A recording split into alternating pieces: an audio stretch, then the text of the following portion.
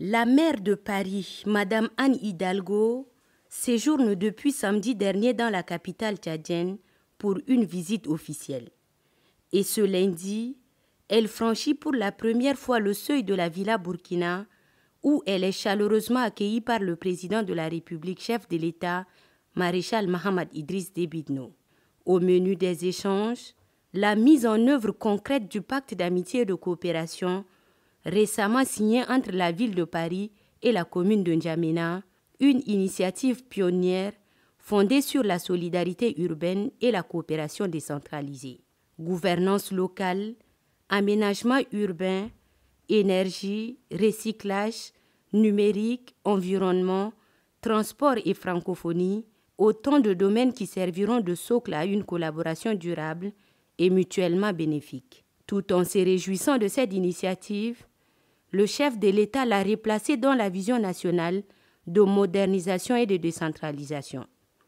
Le développement doit se construire à la base avec les collectivités, à partir des collectivités et pour les collectivités, a laissé entendre le président de la République, qui a également réaffirmé l'engagement du Tchad à faire de cette coopération un instrument de progrès partagé au service des collectivités et des citoyens.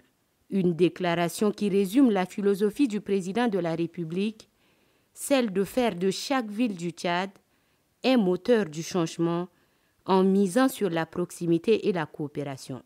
Madame Anne Hidalgo, de son côté, promet de partager les expériences et les bonnes pratiques de Paris tout en respectant la vision tchadienne de modernisation et de décentralisation.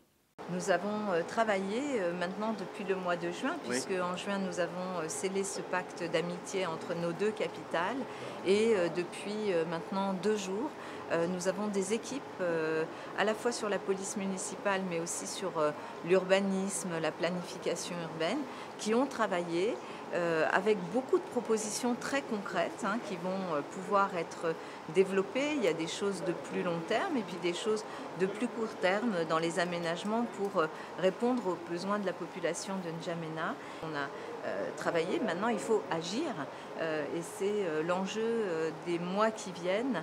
Je vais aussi proposer au Conseil municipal de Paris de voter toutes ces propositions pour que l'on puisse vraiment s'inscrire dans la durée. Avec ce pacte d'amitié, Paris et N'Djamena passent de la parole aux actes. Gouvernance, transport, environnement, pour ne citer que ceux-là, autant de chantiers communs qui prouvent que la coopération peut rimer avec progrès concret au grand bonheur des citoyens.